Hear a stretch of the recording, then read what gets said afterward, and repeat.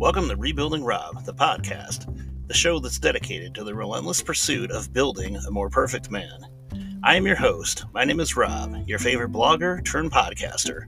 And on today's episode, I'm going to talk to you about the job that gets me out of bed every day. Stay tuned.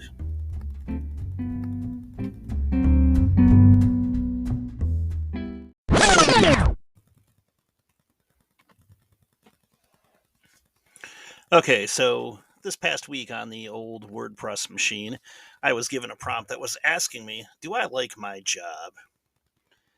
And the short answer to that, I'm going to say yes, I love my job. Ever since I was a little kid, there's only three things that I've ever really wanted to be, going back to the time when I was first asked the age-old question, what do you want to be when you grow up? In order, not in order of priority, but chronological order, the three things that I've really ever wanted to be in my life were an astronaut, a filmmaker, and a teacher. I learned early on that being an astronaut would probably be kind of difficult because I really lack the math and science skills to do it. And then when I see the stuff that pilots have to go through, all those G-force tests, where they're in that little thing that gets spun around and around in a circle like an amusement park ride to simulate G-forces, I knew that I could never do that. Filmmaking sounds fun, but to be honest with you, I think I would probably be more in love with the idea of being a filmmaker than I would actually making movies. And finally, teaching. Teaching is what I ended up going into. I am extremely fortunate to say to you today that I am a teacher. I love my job. I love being a teacher. I love telling people I am a teacher. I know that teaching isn't the most glamorous job in the world, and it sure as hell doesn't pay anywhere near enough money. But I love it. It gets me out of bed every day. It's one of those jobs that even though I'm sick, I will sometimes push myself into going to work just to get there and get the job done. Part of that's because I enjoy it so much. Part of it, admittedly, is also because it is more difficult for me to prepare the room for a substitute teacher to come in and then clean up the mess afterwards, knowing full well that any lessons that I leave for a substitute teacher are probably either not going to get done or are going to get done very badly. So I will, more often than not, suck it up and just go into work, even if I'm a little under the weather. And people will tell you that, and it's a little corny when you hear people say, you need to find a job that is something that is willing to get you out of bed every day, something you're willing to get out of bed for every morning. And it is true. I have found that with teaching. Even for a long time into this career, I didn't think that I would, but I eventually did. And, here's the thing. People hear, teachers don't make enough money. People think that, I think at least up until COVID, people thought that, they believed in the old expression, those who can do and those who can't teach. But I think the pandemic and the lockdowns and having children go to school virtually, I think that really was eye-opening for a lot of parents, and it showed a lot of them exactly what we as teachers put up with every day. They got to see it on a microcosm. They got to see it with their child, or maybe their 2 or 3 or 4, however many children they have. So they got just a sampling of what it is like having 20, 25, 30 or more kids in a classroom every hour, every day. And I know that I'm smart enough, and frankly, I'm disciplined enough that I could have probably found another field that I wanted to go into where I would have made a heck of a lot more money than I do, but I don't think I would enjoy it. I actually had a little pause in my teaching career, and I did the whole cubicle life thing for about 1 year. And I have to admit that working in an office was nice. It was nice going in there knowing that work was at work, home was at home. I never took any of my work from work home with me. Never had to grade papers, never had to call parents, never had to email students. And I never had any stories about interactions with people that really affected me that I really took it home. That was a great feeling. It was something I wasn't used to. And furthermore, it was nice being able to talk to adults all day, interacting with adults, having the opportunity to leave the workplace for an hour and sometimes go to grab a bite to eat with some of my coworkers. And of course, one thing that most grown-ups in the real world get to do that teachers don't get to do every day is going to the bathroom whenever they feel like it. Getting paid overtime, getting paid vacation time, corporate bonuses, these were all things I enjoyed working in a call center that I never got as a teacher. But the fact is, I've spent most of my life living around the academic calendar. I'm used to things starting anew in late August or early September, sometime around Labor Day, then having to slog it out until we get a brief respite at the Thanksgiving holiday, and then another extended break over the Christmas holidays. And then coming back slightly refreshed, slightly recharged in January, and having to rough it out for another 6 months, with a break in February and then another break around Easter being in March or April, whenever it happens to fall. Summers are downtime. It is the end of the school year. It is a culmination of everything we've done for the last 9 months. That, of course, is if I choose for it to be downtime. A lot of teachers I know, and I personally, have taken second jobs during the summer, things to just supplement our incomes or things to just get us out of the house. But I will be honest, the last few years, especially after the COVID lockdowns, I have kind of slowed down with that. I think I'm going to get a second job this summer, but right now I don't have any plans to. Another thing about teaching is I've learned so much about myself as a person by being a teacher. I've learned how to work through adversity. I've learned how to dig really deep within myself in order to pursue something that I really wanted. I've become stronger in my political convictions than I ever thought possible. Teaching, like so many other jobs, is a profession where, quite frankly, you're going to suck at it for your first few years. Unless you happen to be one of those overachieving Uber teachers. But even those types get a little sense of humility thrown their way when they realize that they don't know nearly as much as they think they do within those first few years on the job. Teaching has never really been easy for me, and in order to get into the profession, I've had to work in some rough areas. In 2004, my then wife, who I've referred to on this podcast and on my blog as X1, and I ended up accepting teaching positions in South Carolina, which meant that we had to relocate from our homes in the Detroit area and essentially everything that we knew in this area to a community outside of Charleston, South Carolina, which is about 850 miles from where I currently live. Neither her nor I had any friends there. We had no family in the area and no support network, if you will. Now, to X1's credit, she did a lot better going down there and getting into teaching to begin with than I did. I struggled quite a bit. The truth is, I've always been a fairly nice, easygoing guy. Some people will tell you that I tend to go with the flow, and I think that I do for the most part. I have a temper, but it takes a long time for me to reach my proverbial red zone. And for a long time, quite frankly, I wasn't assertive enough. So, after 3 years of teaching in South Carolina, I was unsuccessful in my teacher evaluation process, and at that point, I was not offered another contract in my district. To complicate matters even further, since I didn't pass my teacher evaluation, the state of South Carolina wasn't going to renew my teaching certificate. So I was out as a teacher. One of those dream jobs I'd always talked about had been crushed. At that point, I didn't really know what to do.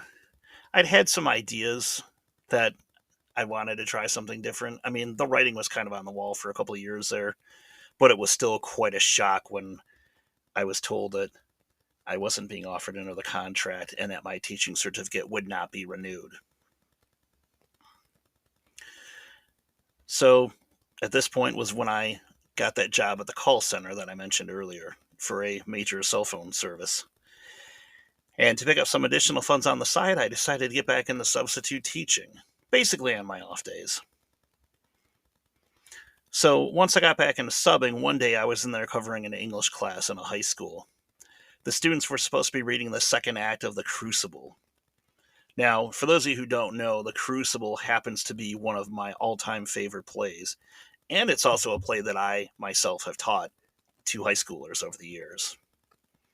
Now, I walked in there on this day in this classroom, and I knew that I could have just walked in, told the kids to read Act Two, had a seat at the desk, the teacher's desk, and we could have all had the room to ourselves in relative silence for about an hour.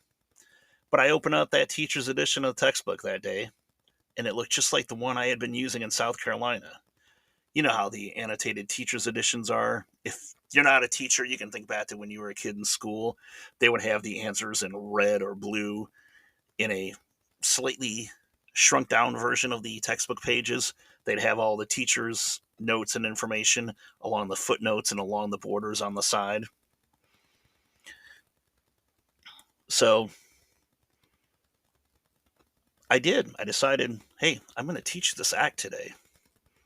And I stood up at the front of the room. I opened the book. I assigned parts for the kids to read aloud. And then I would ask questions at the appropriate cues as they were given to me in the teacher's edition.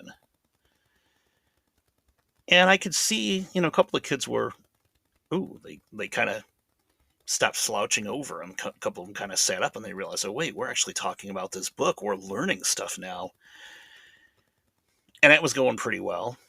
And we got to a point in, I believe it was Act 2. I could be wrong. Maybe this came up in Act 1. I don't really remember. But I remember there was a point in the story where it was an interaction between Abigail and John Proctor, the story's main protagonist. And Abigail was alluding to the fact that she and John had had sex. And of course, being that it was set during the Pilgrim times, the language was all very vague. Kind of veiled, if you will. And so I started asking the kids, I'm like, hey, what does Abigail mean by this? And I started getting some of the typical answers. Oh, they're friends. They know each other. Oh, Abigail is John's, servant girl, his housemaid. And so I finally said quite emphatically, no, they're talking about sex, people. These two did it. John Proctor is screwing his housemaid.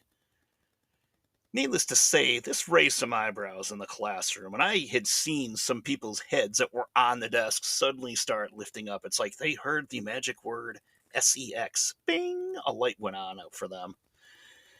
And we continued reading. I started talking about some of the other characters and some of their other motivations. We really started getting into the novel, the play. We started really to analyze it. And we talked about what the implications were for the witch trials, how some of the characters were motivated by money, some of them were motivated simply by revenge, or for some of the characters, this was just a straight up land grab. They figured they would get somebody in hot water, get them on trial for witchcraft, and then they would eventually be able to assume control of that person's property when they were put to death. And I remember as I'm going through this, I remember seeing one of the students literally put his face in his hands at his desk, and I heard him say to himself, oh crap, this guy's a real teacher. And that's kind of how that hour, not only that hour, but the rest of the classes that day went. It was a really exhilarating experience for me, to say the least. I always knew that I was a good teacher. I know my material, and I'm passionate about what I do. Of course, I knew that I needed to work on some things myself personally. As I mentioned before, I knew that I needed to become more assertive. I knew that I had to start speaking up for myself more. I knew that I had to grow a bit of a thinner skin when it came to dealing with students and doling out consequences for bad behavior.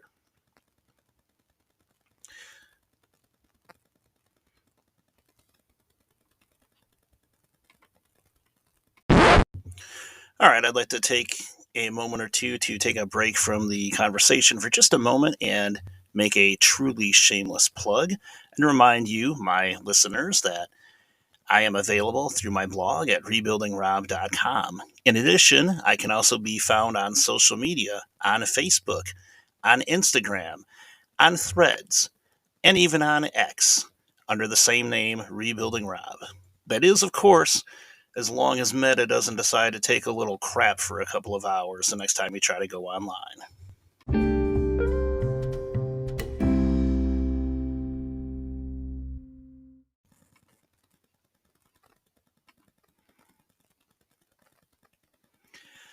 Okay, so at this point, I was back in the realm of teaching, in a manner of speaking, but I wasn't certified to teach, so my job options were limited.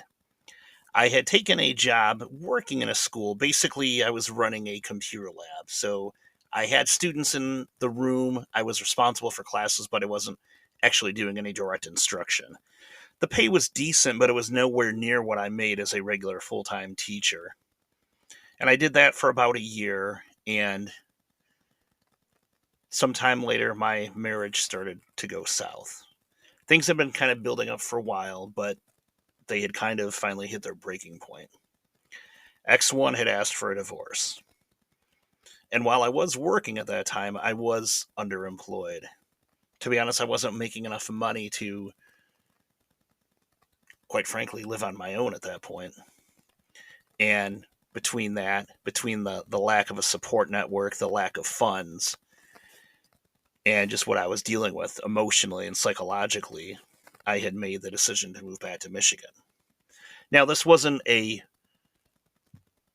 simple knee jerk type decision. This was something I thought about long and hard. As it turns out, it was actually easier for me at that point to return to Michigan and take a few classes to update my certificate there than it was to take even more classes in South Carolina so that I could get recertified.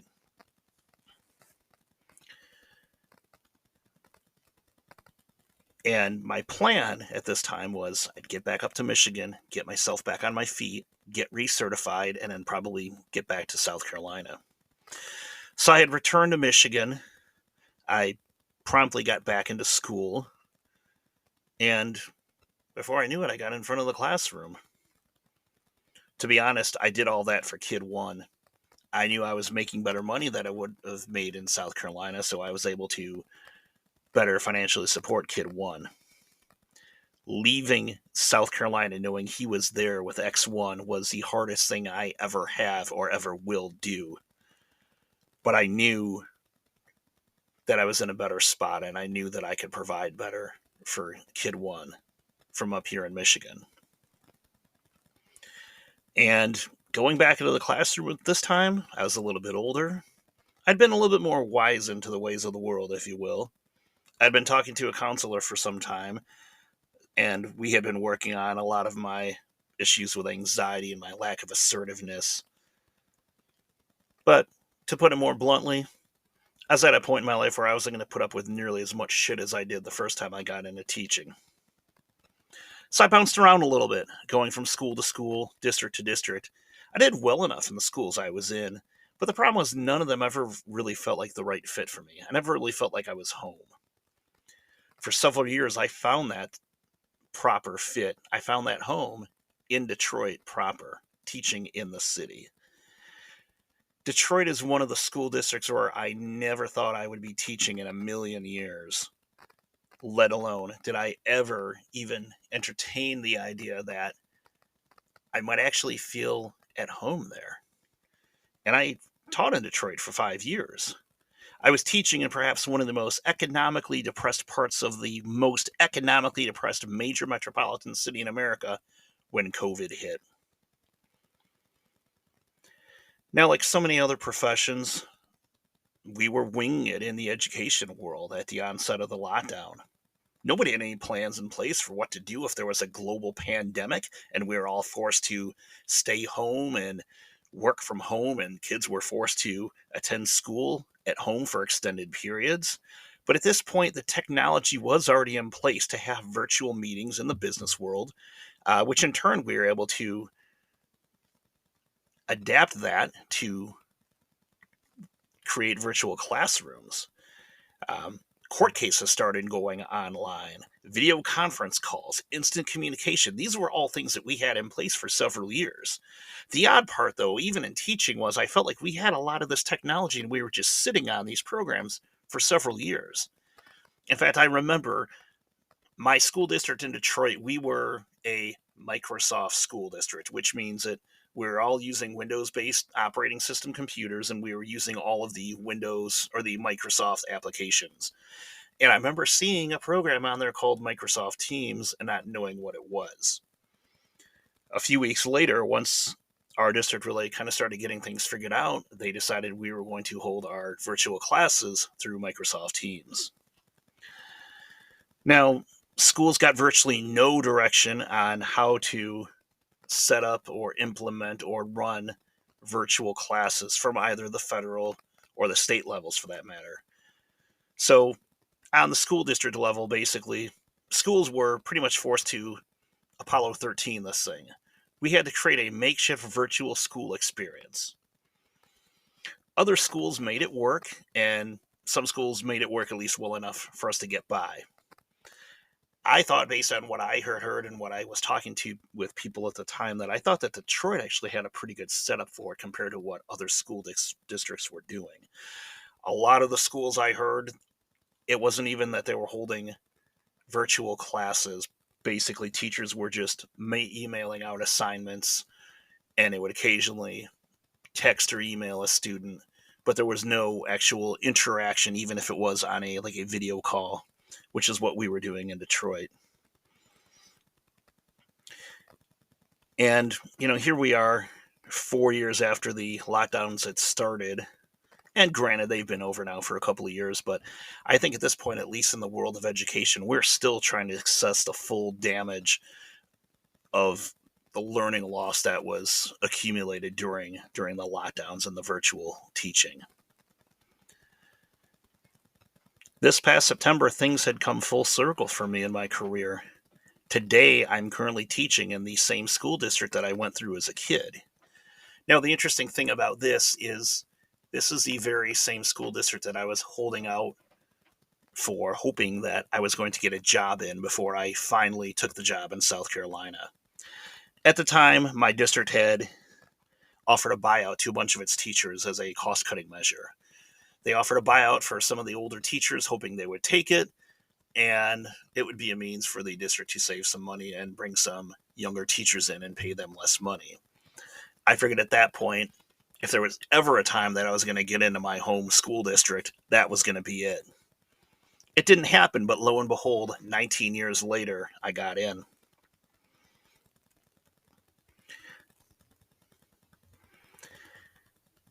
And here I am now, teaching in my home district. I had to take a little bit of a pay cut from what I was making in Detroit, but quite frankly, I needed to get out of the city when I did. It was starting to wear on me emotionally and psychologically. And this wasn't that I was scared of teaching in the inner city or I was scared of teaching kids who didn't look like me. It wasn't that at all. I had built up a good rapport with my students, but I could feel myself changing. I could feel things that I was dealing with in teacher mode starting to seep into my personal life. It was changing me as a person, and I didn't like that. Now, I sincerely believe that next to military service and first responders, I believe that teaching is the most important profession in our society. I love what I do. I'm honored to call myself a teacher. I love working with young people. I love feeding off their energy, and in turn, I try to instill in them some of the passion and enthusiasm that I have for the books that I've read and the things that I've taught and the lessons that I've learned. I've had several students tell me over the years, I didn't really want to like this book, but I saw how much you liked it and I thought I would give it a chance. I don't get to hear comments like that every day, but when I do get to hear them, it makes my day, it makes my week, it makes my month, it makes my school year worthwhile. And the truth is, every single one of us has a story to tell about a good experience or a bad experience that we had with a teacher or a lesson that we've learned in school. Maybe there was a book that we read and we really hated, or maybe there was a book that we read that really changed our lives, something that really impacted us. And as a teacher, it is my sincerest hope that there are some young people, maybe down in South Carolina, maybe here in Michigan, maybe scattered around the country at this point, who I did teach, who I did reach, who maybe I inspired in some way, and maybe someday they're going to tell stories about their experiences with me as their teacher. I turned 50 years old in about 5.5 weeks, and right now I have no intentions of slowing down. I love what I do, and I feel like I have more to do in this business. In fact, I feel like I'm still just getting started. The only thoughts I have about retirement at this point are that I have no thoughts about retiring. Right now, my current retirement plan is death. Part of that's because I couldn't afford to retire anytime soon, even if I really wanted to. But the truth is, teaching gets me out of bed any morning. I plan on doing this for about as long as I possibly can.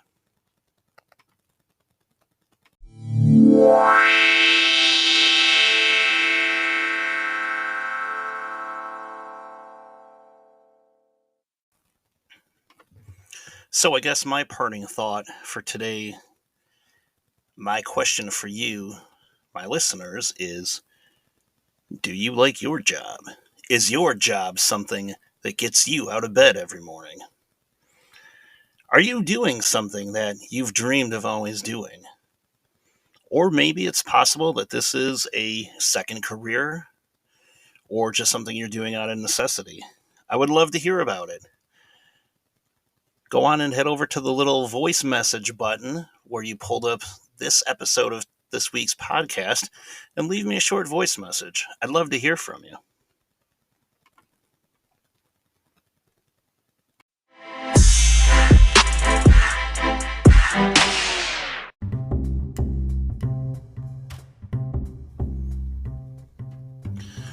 All right, well, that's going to do it for this week's episode of the show.